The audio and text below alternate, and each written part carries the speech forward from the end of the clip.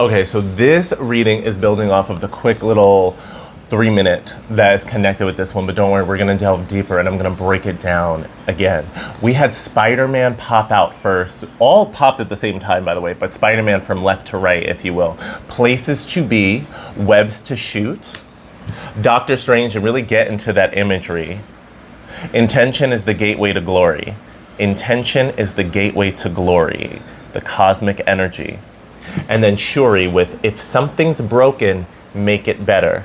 If something's broken, make it better. And that purple energy and aura around her is coming through very strong. So purple's violet ray and flame of transmutation, sacred high alchemy. This message is for you if you identify as an alchemist, a change maker, basically somebody who is here to not just be living a regular, degular, mainstream, just going with the flow, never tapping into my real autonomy or sovereignty kind of life. Like if you're that kind of person, this is really gonna grind your gears and not resonate with you.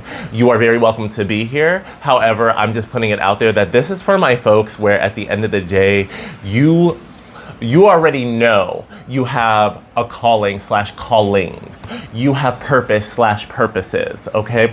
There is something inside of you, your soul, that's something inside of you that is yearning for greater impact and growth. There is something likely for this collective, because I know Sherry is saying if something's broken, make it better. However, I don't feel that this is something where it's like a simple broken thing or a simple fix. Not to say that it's going to be complicated, okay? We need to not go from simple to complicated. We gotta remember simple and complex. And complex does not mean the same thing as complicated. Complex doesn't automatically have all the emotional baggage and problematic energy that complicated typically brings up. So if you made any leaps right there, I wanna disrupt that pattern right at the start, because something being complex doesn't automatically mean it's a problem or an issue. It simply means there is more depth, more nuance, more complexity, more going on in the situation. And I'm feeling with this collective, you are being encouraged and uplifted to, while allow things to be simple, honor the simple parts of you, hold space for the fullness of your complexity, and the fact that you are dealing with universal, multiversal energies, timeline shifts. Basically what I'm getting is it may not be broken, but you're feeling like a big overhaul, a big shift needs to be happening in your life. There is this greater energy where you feel called to be someone and something, someone more, something more, somewhere else, someone else. Now, this is a general collective reading. Take what resonates, leave what doesn't. Contact me if you want a personal dive, because this is a big expanse, talking about multiversality.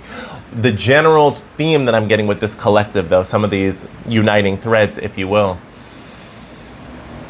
it's not that we inherently like a lack of gratitude or appreciation of where you are / where you've been, where you're at the time that this transmission finds you, should it resonate.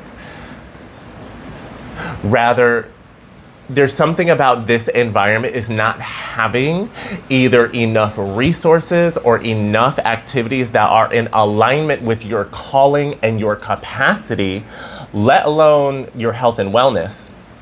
Basically, the environment that you're in currently does not have either the sufficient or enough resources really available to give you what you need. So for example, if your body is craving vitamin D and you're currently living in a part of the world, in a time of the world where there's like no sunlight or little to no sunlight, and we're having this deficiency, there's like, okay, you need an environmental shift because this is like really affecting your health and wellness, in addition to your ability to output, co-create, do whatever you are here to do.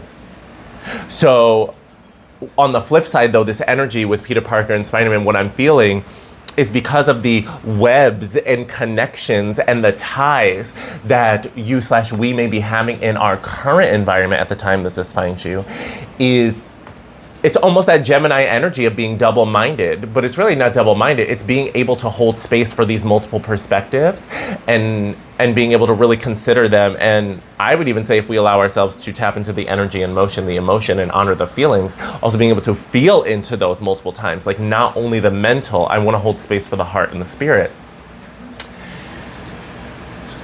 I want you to continue to give yourself permission to design, sketch out, more greatly imagine what you truly desire, the reality of the timeline that you want. Like for a lot of us, what I'm getting with this one, a bit of journaling, and or I'm not even just going to say journaling. Journaling is a big one. However, what I want to give is active time, active focus, being with your thoughts and your ideations and your desires about what you really want and feeling into it. Another example of a way Spirit had me do this last night, because I thought about journaling while these energetic waves and ponderings were coming through me. Yeah, I didn't feel like sitting still and journaling like when I got to that.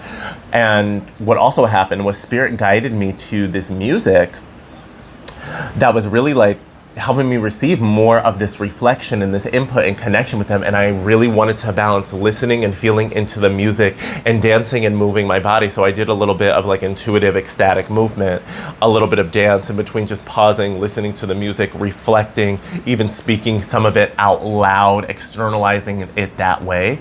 So I want us to allow different ways to engage with our imaginations, engage with our spirit guides, engage with this tapping into desire, spending time energetically in it. It's reminding me of how Abraham Hicks always talks about like the 17 seconds of focus and then go up to the 68 or whatever, where if you sustain focus on something, you really are basically attracting it towards you, energetically embodying it, magnetizing it, whoop-de-woo. So I encourage activities that allow you to do that, imagining and embodying and being in the identity and the environment that is calling out to you, the timeline shift, the universe that you are wanting to embody more, the place or location, or at least the type of experience you want to be experiencing that is different from and better and greater than your current context as you have self-determined it.